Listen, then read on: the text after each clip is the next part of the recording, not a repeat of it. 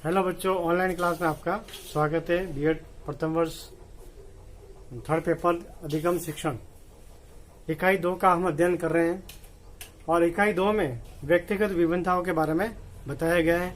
कल हमने कक्षा में व्यक्तिगत विभिन्नताओं का समायोजन के बारे में अध्ययन किया था। आज हम अधिगम संबंधी कठिनाइयों का समझना, मतलब अधिगम संबंधी कठिनाइयों को समझना, ये हमारा प्रकरण रहेगा। कई बार क्या होता है कि एक शिक्षक हर प्रकार से कोशिश करता है शिक्षार्थी को समझाने के लिए, शिक्षार्थी को पढ़ाने के लिए, लेकिन फिर भी बच्चे उन चीजों को नहीं समझ पाते हैं और कई संसाधनों के कारण भी, सीमित संसाधनों के कारण भी बच्चे उस अधिगम को नहीं कर पाते, नहीं सीख पाते, जिससे वो बच्चों का सर्वांगीण विकास नहीं हो पाता है। अधिगम संबंधी कठिनाइयों को समझने की योग्यता एक शिक्षक को अनिवार्य रूप से विकसित करनी चाहिए। यानी बच्चे अधिगम कर पा रहे या नहीं कर पा रहे, हम जो शिक्षण करवा रहे या हम जो भी कार्य बच्चों को करवा रहे या सिखा रहे, विषय वस्तु के बारे में बता रहे, वह विषय वस्तु, वह कार्य बच्चों को समझ में आ रहा है या नहीं आ रहा है, वो अधिगम कर पा रहे या नहीं कर पा रहे, या उनके अंदर संज्ञानात्मक विकास हो पा रहा है या नहीं हो पा रहा है, अधिगम स्तर ऊंचा हो पा रहा है या नहीं हो पा रहा है। तो इन चीजों को भी हमको ध्यान में रखना जरूरी है। कई बार क्या होता है कि शिक्षार्थियों को अधिगम संबंधी कठिनाइयों को सामना करना पड़ता है, जिससे वो बच्चे उन चीजों को नहीं समझ पाते हैं, जिसके फलस्वरूप वो छात्रों के समक्ष इस प्रकार की परिस्थितियां उत्पन्न कर सके। यानी एक शिक्षक को ऐसी परिस्थितियां उत्पन्न करनी है, ऐसा वातावरण बनाना है, ऐसा एनवायरनमेंट बनाना है, जिससे बालक उस परिस्थिति में सीख सके और संज्ञानात्मक विकास कर सके और अपने अधिगम स्तर को बढ़ा सके। हर चीज को एक सरल रूप से, एक आसान रूप से वो सीख सके।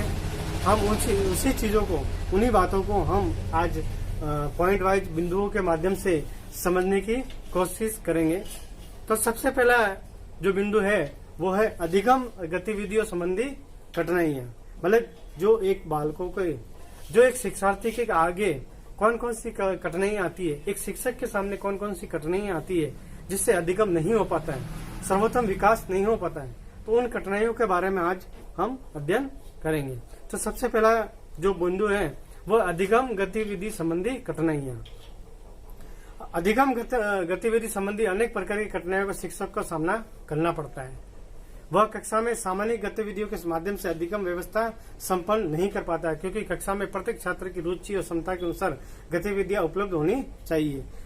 हर बार क्या होता है कि शिक्षक किसी विषय वस्तु को पढ़ाने के लिए एक ही प्रकार की गतिविधियां काम में लेता है, जबकि कक्षा में हर प्रकार के बच्चे होते हैं और हर प्रकार के बच्चे यानी विभिन्नता लिए हुए बच्चे होते हैं, व्यक्तिगत विभिन्नताएं पाई जाती है और उनको एक ही विधि से, एक ही गतिविधि से हम अगर अध्ययन कराएं तो कई बार होता है कि उसमें प्रतिभाशाली जो बालक होते हैं उसका वही फायदा उठा सकते हैं, वही उठा पाते हैं, और जो कमजोर बच्चे होते हैं, जो पिछड़े बच्चे होते हैं, असामान्य बच्चे होते हैं, वो उन चीजों का फायदा नहीं उठा पाते और जिससे उनका संज्ञानात्मक विकास नहीं हो पाता है, जिससे उनका अधिगम स्तर ऊंचा नहीं हो पाता है। तो एक शिक्षक को उन सभी मतलब की गतिविधियों को देखते हुए अध्ययन करवाना चाहिए, शिक्षण प्रक्रिया करवानी चाहिए। अगर क्लास में अगर कुछ बच्चे अगर होशियार है तो उनको अलग से गतिविधि करवानी चाहिए, अगर कुछ बच्चे अगर कमजोर है तो उनको अलग से कार्य देना चाहिए, जिससे दोनों ही प्रकार के बच्चे और विभिन्न प्रकार के बच्चे उन सभी को एक आगे आने का, एक समझने का अवसर प्राप्त हो सके। दूसरा, अधिगम वातावरण संबंधी कठिनाइयां।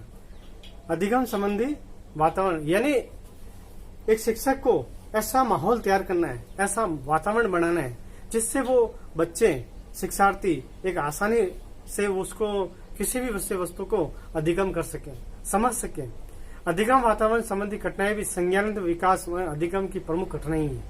छात्र विविध प्रकार की वातावरण में अपना जीवन व्यतीत करता है। प्रथम, उसके परिवार का वातावरण अधिगम योग्य नहीं है। यानी हम अगर परिवार को कहते हैं कि पहली पाठशाला है, लेकिन वो एक सामान्य जानकारी ही प्राप्त कर पाएगा, कुछ कम नॉलेज ही प्राप्त कर पाएगा। मतलब एक ही अपन ये कहा जाए तो अधिगम योग्य नहीं है, उसका अधिगम कहाँ होगा, वो विद्यालय में होगा।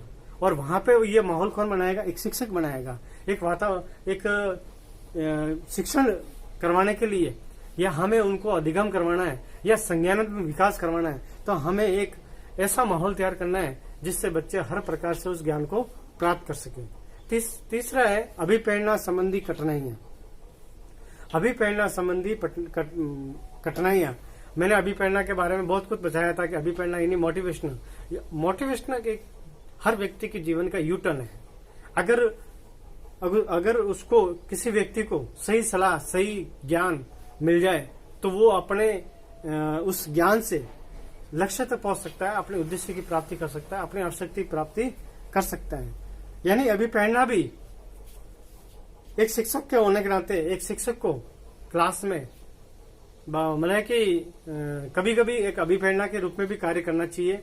और एक शिक्षक के द्वारा कक्षा में जैसे 3 बच्चों अंक पाने वाले बच्चों को पुरस्कृत किया जाता है, फर्स्ट, सेकंड और थर्ड, इन 3 बच्चों को किया जाता है।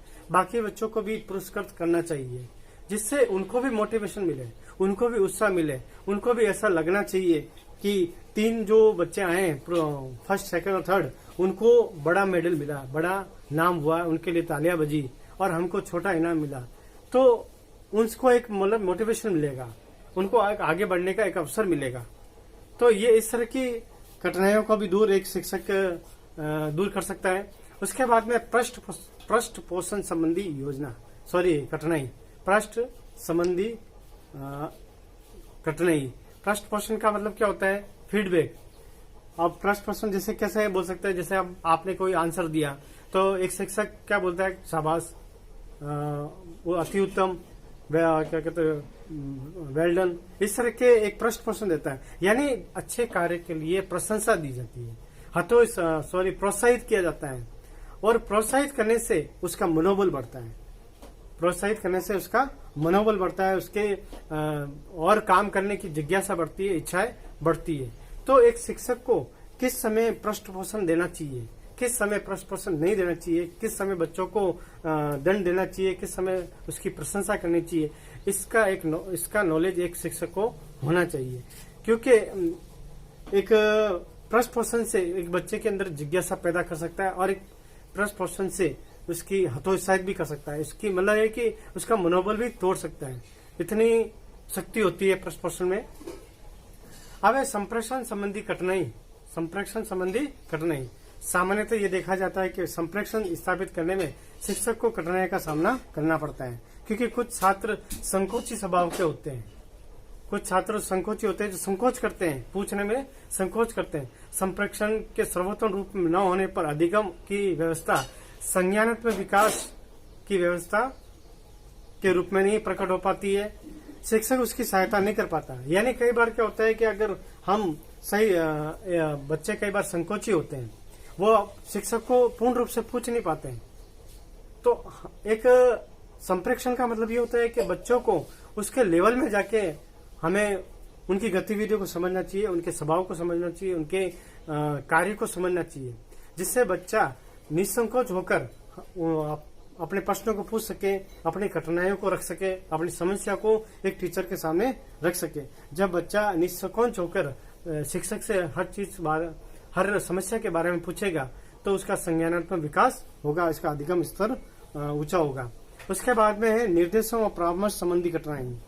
निर्देश और परामर्श आज के समय में देखा होगा कि उसके लिए एक अलग से ही वकील होता है, सलाहकार वकील, जो हर चीज की एडवाइस देता है, कानून से संबंधित एडवाइस देता है। हर क्षेत्र में सलाहकार होते हैं। उसी तरह से एक अच्छी सलाह नहीं मिलने के कारण, एक अच्छा निर्देशन नहीं मिलने के कारण बच्चा हर चीज से पिछड़ जाता है, हर क्षेत्र से पिछड़ जाता है। इसलिए एक शिक्षक को परामर्श और निर्देशन के बारे में जानकारी होनी चाहिए कि किस तरह से बच्चों को निर्देश दिए जाते हैं, किस तरह से परामर्श दिया जाता है, जिससे बच्चे अपने कार्य से पीछे नहीं हटे। जो एक मनोबल होता है, जो जिज्ञासा होता है, उस जिज्ञासा को ड्रॉप ना करें। इसके बाद में संवेगात्मक अस्थिरता संबंधी कठिनाइयां। मैंने कई बार बताया है कि विलियम जो मैकडूगल था, जिसने 14 मूल प्रवृत्तियां बताई है, और 14 मूल प्रवृत्तियों में 14 ही संवेग है, मतलब वो मूल प्रवृत्तियों से जुड़े हुए हैं। हर व्यक्ति में संवेग होता है, लेकिन हर व्यक्ति में संवेग समान रूप से नहीं पाया जाता है।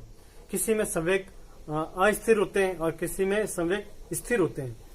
स्थिर और अस्थिर का मतलब ही होता है कि वो संवेगों पर कंट्रोल कैसे किया जाता है, वो अपने संवेगों पर नियंत्रित कैसे रखता है सॉरी, वो संवेगों पर नियंत्रित कैसे रखता है। कई बालक होते हैं छोटी छोटी बात के लिए गुस्सा कर जाते हैं, और कई बालक ऐसे होते हैं कितनी भी बात बोल दो वो हमेशा हंस कर टाल देते हैं। तो उन संवेगों को देखते हुए बच्चों को मनोबल बढ़ाना चाहिए और इन संवेगों का भी ध्यान रखना चाहिए, तभी अधिगम पूर्ण हो पाएगा, अधिगम एक प्रभावशाली हो पाएगा और संज्ञानात्मक विकास हो पाएगा, शारीरिक विकास हो पाएगा, बौद्धिक विकास हो पाएगा। इसलिए एक उनके संवेगों को ध्यान में रखते हुए शिक्षण करवाना चाहिए। उसके बाद में रुचिपूर्ण गतिविधियों संबंधी घटनाएं। हर व्यक्ति की एक जैसी रुचि नहीं होती। कई व्यक्ति पेंटिंग करना जानता है तो कोई डांस करना जानता है, कोई संगीत में माहिर होता है, कोई खेल में माहिर होता है, कोई किसी और क्षेत्र में माहिर होता है।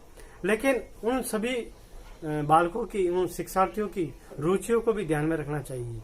अगर हम उनकी रुचि के अनुसार हम अगर कार्य करवाए तो शायद हो सकता है कि उनके संज्ञानात्मक विकास अच्छे से होता है और उनके कार्य में भी बढ़ोतरी होती है और उनके अधिगम में भी विस्तार हो पाता है। तो उनकी रुचियों को भी ध्यान में रखना जरूरी है। उनकी रुचियों को भी ध्यान में रखते हुए ज्ञान करवाना चाहिए, शिक्षण करवाना चाहिए। नेक्स्ट है शिक्षण अधिगम सामग्री संबंधी कठिनाइयां। कई बार शिक्षण को प्रभावशाली, शिक्षण अधिगम सामग्री क्या होती है पहले ये बता देता हूँ कि शिक्षण को प्रभावशाली, शिक्षण को स्थायी, शिक्षण को रुचिकर बनाने के लिए, शिक्षण को आनंददायक बनाने के लिए एक शिक्षक के द्वारा जो सामग्री का प्रयोग करता है उसी को यह अधिगम सामग्री कहते हैं। एक शिक्षक शिक्षण तो ऐसे बिना सामग्री के भी करवा सकता है, लेकिन क्या होता है जैसे मैं अगर भारत के बारे में अगर पढ़ाना चाहूँ, अगर मैं मौखिक रूप से पढ़ाना चाहूँ तो शायद बच्चे उन चीज को समझ नहीं पाएंगे। लेकिन वही चीज को मैं अगर चार्ट लेके या चित्र मानचित्र लेके समझाऊंगा तो शायद बच्चों को वो चीज जल्दी समझ में आएगी। छोटे बच्चों को अगर मैं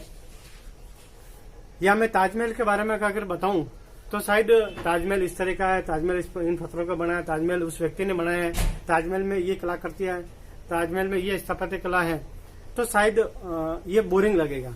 अगर मैं यही चीज अगर ताजमहल ले जाके बताऊं तो शायद वो चीज आसानी से समझ में आती है। तो इन्हीं को हम शिक्षण सामग्री कहते हैं।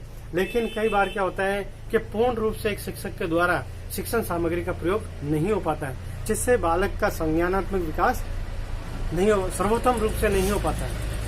अब इसमें भी 3 तरह की बात आती है, 3 तरह से कठिनाई आती है। एक तो कि एक शिक्षक के द्वारा शिक्षण सामग्री का प्रयोग कैसे किया जाए उसका ज्ञान नहीं होता। दूसरी बात कि एक शिक्षक के द्वारा अधिगम सामग्री का मैं प्रयोग करने में उदासीनता बताता है, मतलब इसको ऐसा लगता है कि क्या करना है यूज करके, बच्चों को ऐसे ही पढ़ा लिया जाए, यह भी एक प्रकार का होता है। और तीसरा यह है कि कई बार यह होता है कि शिक्षण सामग्री खर्चीली होती है तो इतना उसका और समय भी ज्यादा लगता है, तो इसके लिए समय और धन एक टीचर खर्च नहीं कर सकता।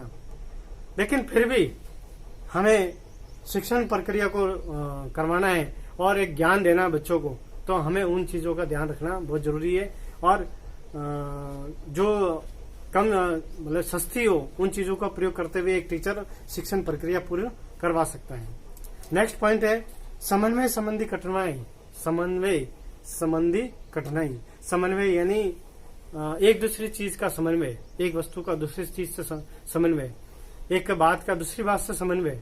यानी बालक जब पूर्व अनुभव रखता है उस अनुभव का नए अनुभव से अगर समन्वय नहीं करवाए तो बच्चों को इस मतलब है कि पढ़ने में एक बोरिंग महसूस होगा, उनको ज्ञान की प्राप्ति नहीं होगी।